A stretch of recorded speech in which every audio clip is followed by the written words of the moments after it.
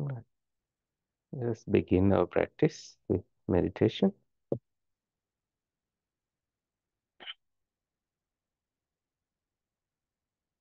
As you hear the sound of the gong disappear, you may transcend any fears, worries, troubles,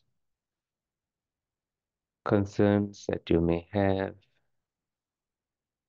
this week.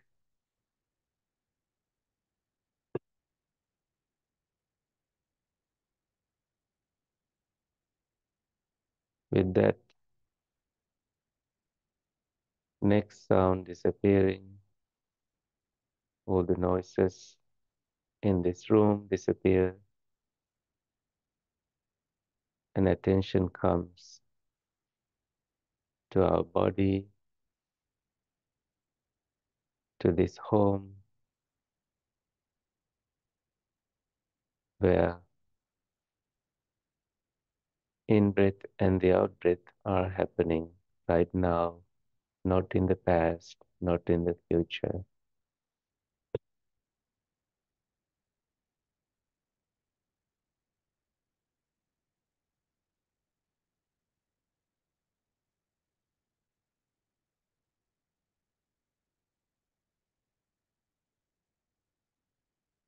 With that third sound disappearing,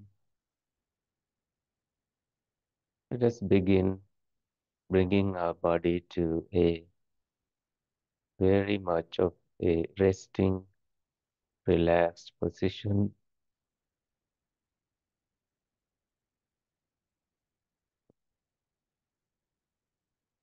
adjusting your mid back, lower back, and upper back, kind of making a straight line there, and your neck resting on your spine with a gentle smiling attitude on your face. You also relax your eyes, the thousands of muscles there, and the crown of your head, the back of your head, and gently also relax your shoulders, not too loose, not too tight, just gently relax the muscles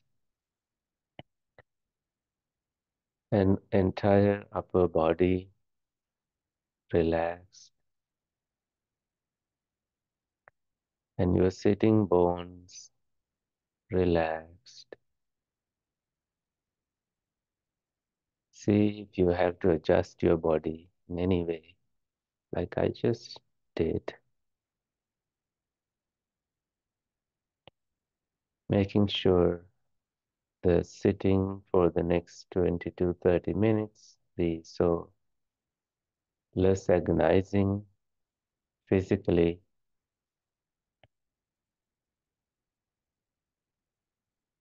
and supportive of a good meditation.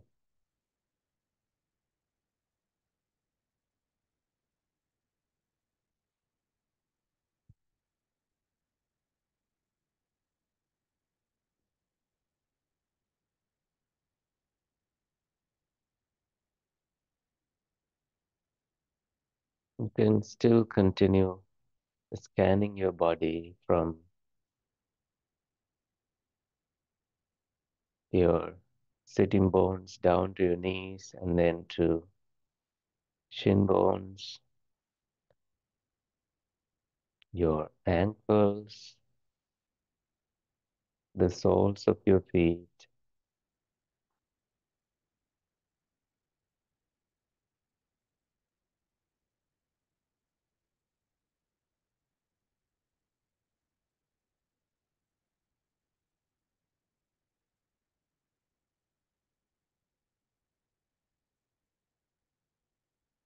your toes. All these are now getting deeply rooted, deeply connected with the ground below, making a connection with this earth that is huge and vast, taking all dirt out there, people spitting and doing all kinds of things, planting, gardening, digging,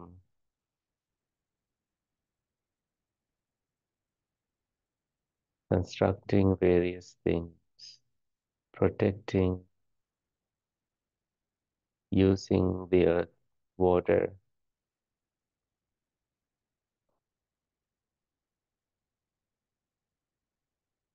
and the earth completely tolerating all these things.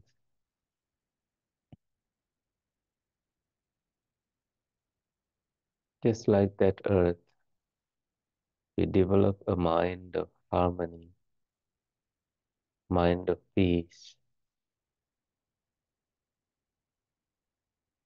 mind of not complaining whatsoever.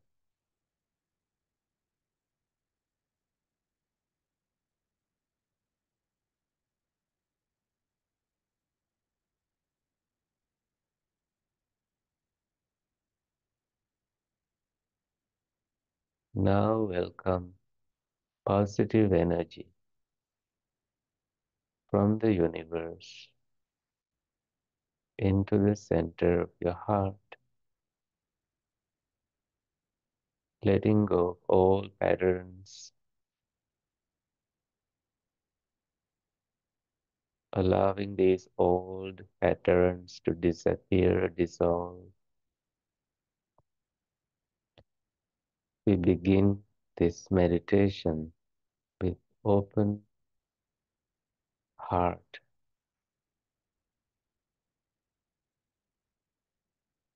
with an open mind, welcoming what comes our way, be it be tranquility, wisdom, energy, joy, cultivating these qualities, nurturing them with focus, right intention, calm abiding, and open awareness.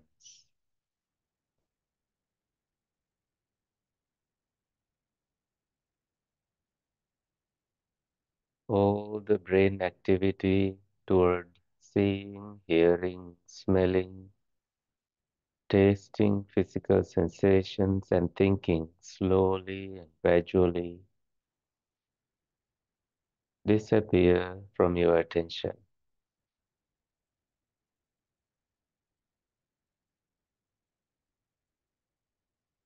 And somewhat habitually, body defaults into the rhythm of breathing in and breathing out. And our attention grabs onto this natural rhythmic pattern of life. Lungs filling in with air,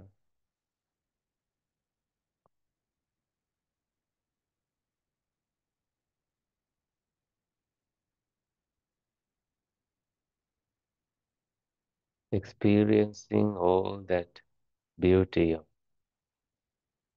wonder of breath happening, not in the past, not in the future, but right now, at this moment. Mindfulness comes in, and we apply that mindfulness to notice this rhythmic nature of breathing in and breathing out.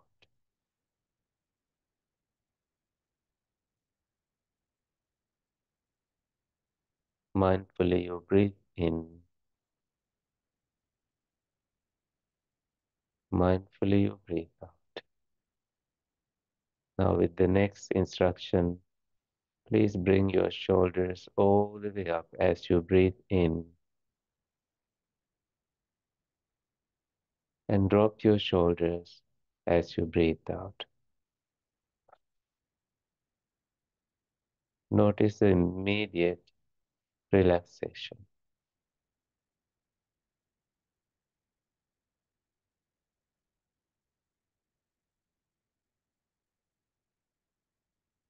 It's okay to do a quick scanning of your body to make sure that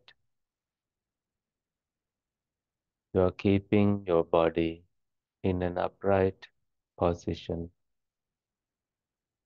and moving away from agitations by adjusting your body whenever the body is telling you to adjust, to allow the blood circulation and prevent nerve pinching. We are completely allowing this body to come to a very, very relaxed, very natural, harmonious abiding, and calmly allow your awareness to discover the rhythm of your breath in and out. And whenever you feel distracted, practice the 4 R's. Recognize, release, relax, and return. In a matter of a second, recognize you are distracted. Release that distraction from your attention. Relax your entire body. Return to your breath. Recognize, release, relax, and return. It only takes a moment to do that.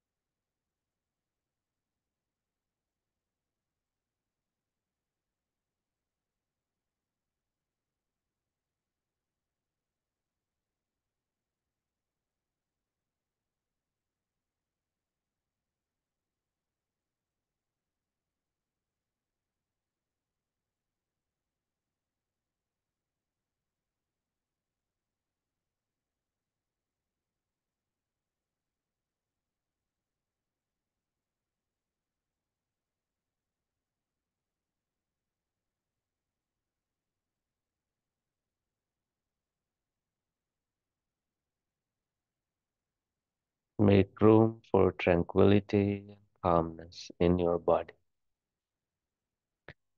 in each cell under the skin,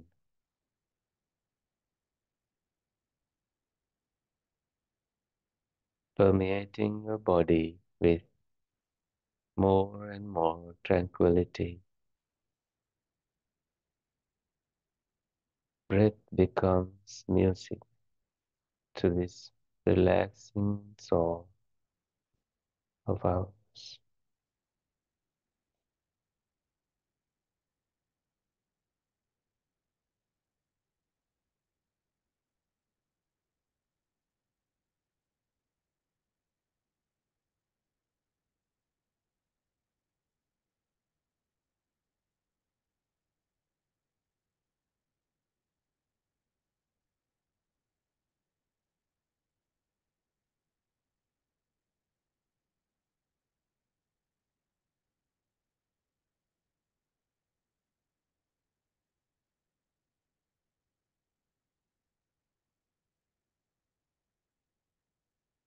Tranquilizing this body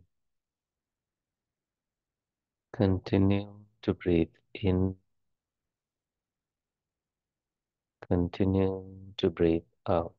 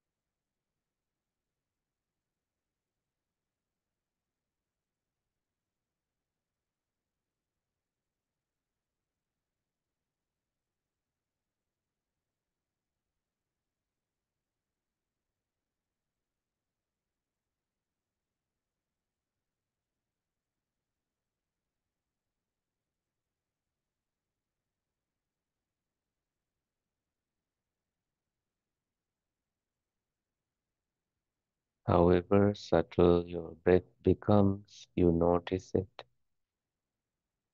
Stay aware of its disappearance and reappearance in your experience, and allow the body to completely relax and disappear from your attention, moving to the mind realm, the domain of your mind, the light and the radiance, the connection it has with this universe.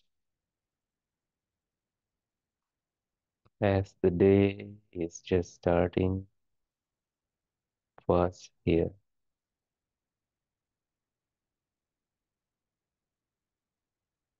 the radiance of the sun and the radiance of our mind, two different radiances. They are each very unique, centered around their own energies.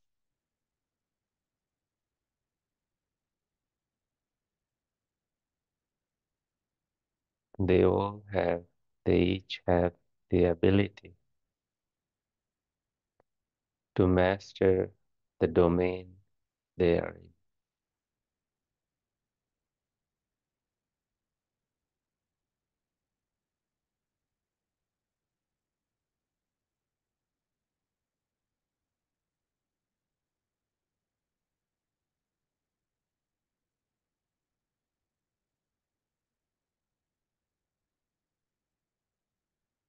And the breath becomes just a mode of expression for this mind to express its tranquility and relaxation. Slow and calm, peaceful and full of stillness.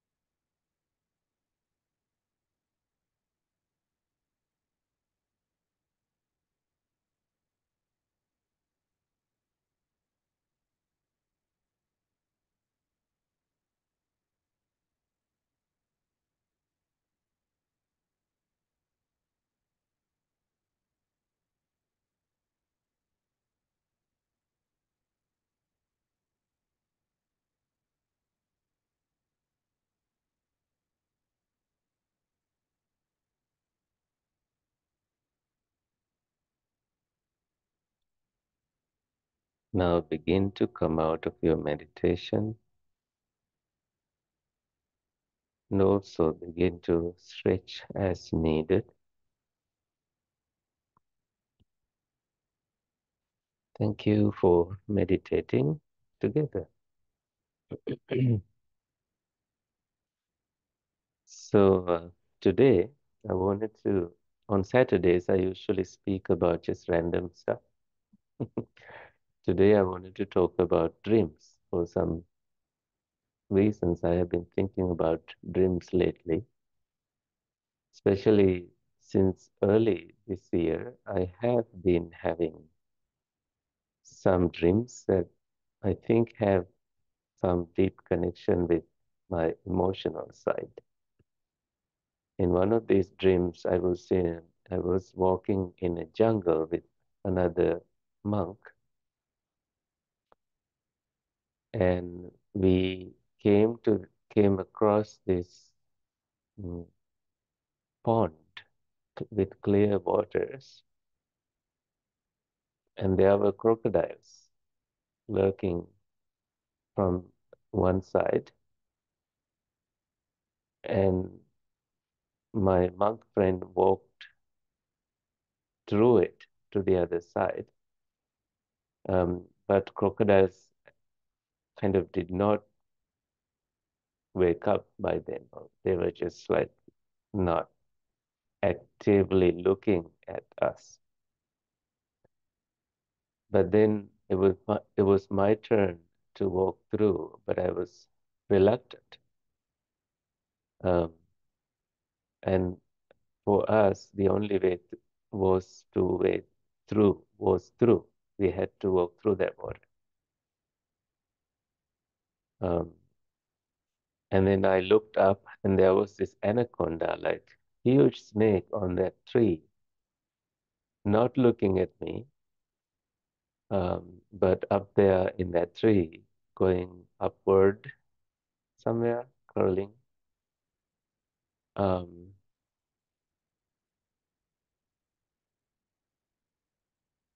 and I knew clearly that there was no immediate harm to me. If I put myself into the water, I may get in trouble. So there was this uncertainty, unpredictability, and also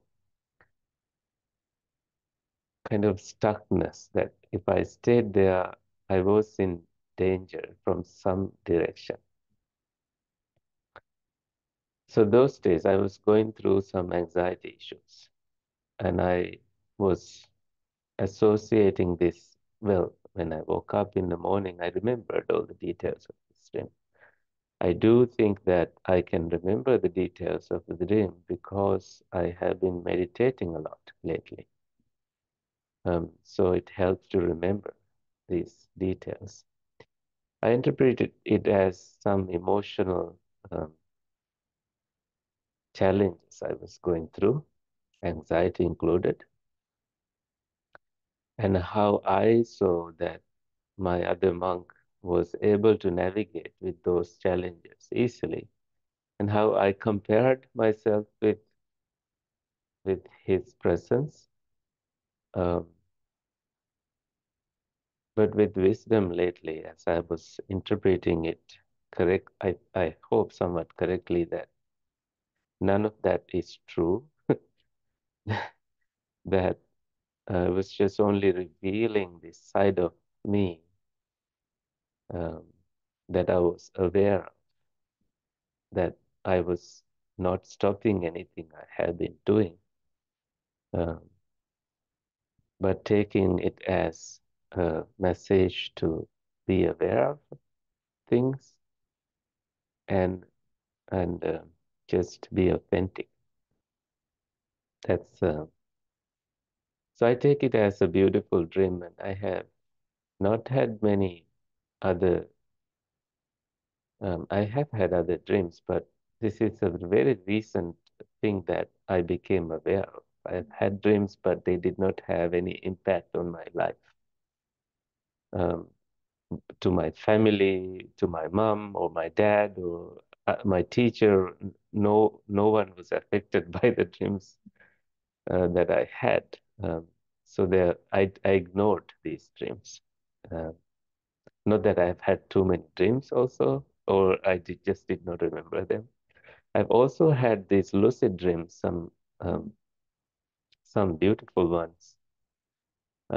In one of those, I was levitating through trees once and went all the way up to the heaven in dream and entered through the heaven's gate. And there was this beautiful white bull welcoming me there. And that's a separate dream. And in this other dream, I was levitating on Ganges River on very beautiful white rocks. But I was close to water, but not touching water. And I did see people bathing and doing their activities. This was a rocky area. And late up until this day in my life, I have been revisiting that dream every time I see rocks of that formation in images or in my real life. I did visit Ganges River early this year in Rishikesh.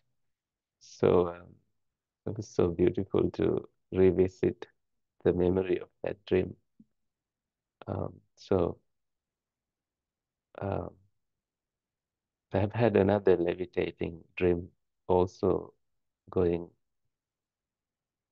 like above trees and just seeing that it felt like a real experience, but I was comfortable just wherever I wanted to go, I just went, and I was not fearful at all. So these dreams um, are very inspiring sometimes. Those dreams that I could levitate, because I wasn't sure what they were trying to tell me, but I just liked the experience. But I do know at the back of my head that awakened minds, like the Buddhas and enlightened monks,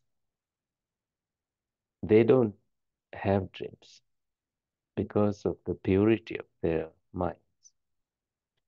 So this is definitely showing an impure side of me that I should be more awakened into. And I'm okay with that, just to be be with whatever it is that my mind is dealing with. But enlightened minds are so pure that they don't have any reason to dream about things, that they have gone beyond that state of cluttered mind.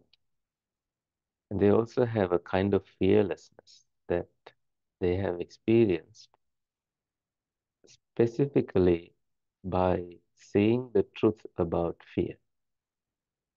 Not that they want to expose themselves to fire or heights necessarily, but they have seen the false nature of fear and how it is a mind construct, and that there is nothing that it can do to you.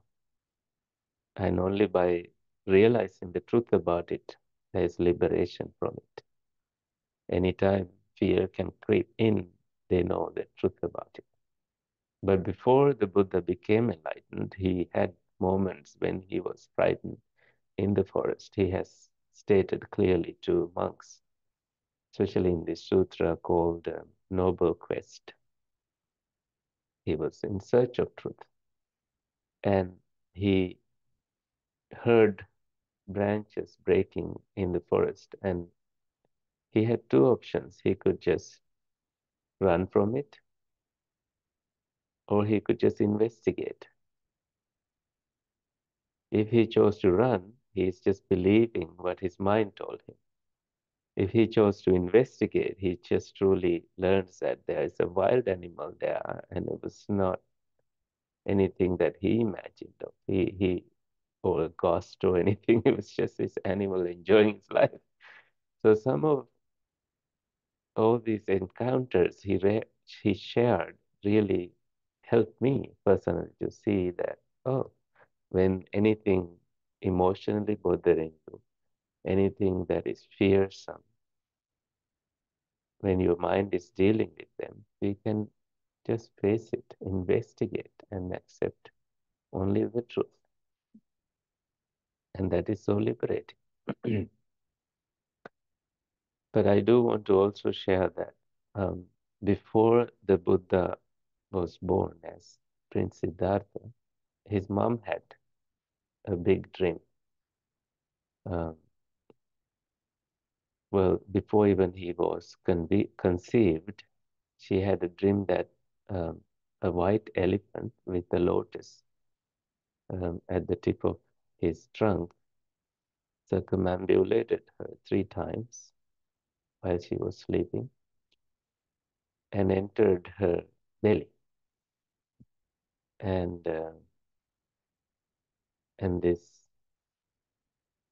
4 protective deities carried the heavenly prince into the womb, and that is the dream she had, and that the Brahmins who interpreted the dream said, "You are going to have a son who has so much merits." So those that is one instance where they discuss about dreams in Buddhism. And there is also um, a Jataka story called Mahasupina Jataka that's about great dreams. And these dreams are associated with King Kosala, who had 16 dreams, and how the Buddha interpreted these dreams. And some of these dreams involved how rocks are floating while empty things just submerge, like things that are supposed to be floating in water, they just go under the water. And the Buddha said, uh, in interpreting that dream, the Buddha responded, saying, in the future, great king, people who have hollow, nothing empty, uh, they just thrive, reigning the world, while those that have value just are ignored. And it's like fake gold. There is no, it's not true gold, but it looks so true. And just like that, real, genuine, true people don't have space and voice in that kind of a future. So it's fascinating to understand how the Buddha looked at these dreams. So there have been also dreams that the Buddha interpreted as voices from hell, do, sa, na, so that kind of voices that a king came and reported to the Buddha, and the Buddha said, some of your past relatives are asking for merits. It's time to organize something that is huge and something merit making and transfer merit to these relatives, and they will transform their their beings to a happier state. So all these dreams are about mind, and of course, people who do have dreams know that they are fabrications of the mind and only just a piece of it that we tend to remember. Some people have had dreams of winning lotteries, and some people have woken up with nightmares, and some people have had some premonitions about future events. Like before the tsunami happened in 2004, the year I became a monk. I didn't have any dreams, but people told us that they have had dreams of this happening, but not believing that it will happen. But it did. But the Buddha has said in this small sutra that describes 11 benefits of practicing loving kindness as a meditation, that someone who has so much loving kindness toward themselves and others will not have nightmares. The Buddha says, "Na papakang supinang passati." They will not see evil dreams. So my dreams have never been evil that way, and I think that may be because I do try to cultivate loving kindness the entire time. I've never woken up with dreams like that. So that's a blessing. And some people have experienced ghosts and spirits. I have never experienced them. Whenever people say they have fear of ghosts, I would go to them and I would chant the Buddha's chantings, Metta Sutta, Ratana Sutta, and Mangala Sutta, and sprinkle water and ask those spirits to be happy and find a happier place, that they deserve better. So I have experienced people telling that, oh, after doing that, they did not experience any such incidents in their homes. So that's not about necessarily about dreams, but about people experiencing various things in their households, and that they can experience fear, nightmares, after these encounters. But I do believe that uh, trust in truth, trust in awakened minds can give us so much confidence. So I do also have this habit. I have had this habit of reciting this one verse before going to bed, and I don't do it now as much as I used to. And in it, it says, Jayo Munindasa Subodhi Mule. Muninda is the Buddha. He had victory under the Bodhi tree. Ahosi Maras Parajayohi, the evil one, the Mara, he had defeat. Ugho Sayundeva Gana Pasanna, all the heavenly beings rejoiced in this victory. Etena Sachena Jayasumahang, by the power of that truth, may I have victory too. So that gave me confidence. Before even sitting for exams, I did that. It just came to it's like a prayer. Um, but nothing else. It's just that. Some people have prayers before going to bed. And to me, letting go of having to chant that also was victory. That I didn't have to think about having to go to that pattern, to a habit of having to think that I have to do something so that I have protection for this, for that. But letting go of all those mental constructs was liberation in some ways to me. If you know what I mean. Sometimes we want to, like my dad used to light candles, oil lamps, um, to various deities that were little statues of them. Um, it's like kind of Buddhism mixed up with the Hindu practices. So there were Vishnu, Ganesha, and all these little deities. And he believed if he forget to do that, he will be punished at night. So I believe that letting go of these mental constructs, especially that are associated with fears, is somewhat liberating. So he's now a Buddhist monk. He doesn't do any of that. So I love that he transcended these fears and worries.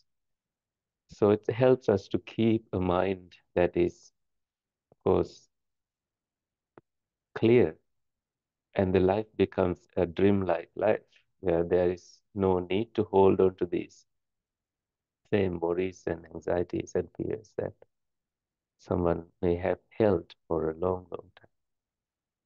Anyway, that's about all that I will share this morning. Um, I hope you found it interesting. Course, of course, you're very welcome. Yeah, so have a wonderful rest of your day. You're welcome. You're welcome.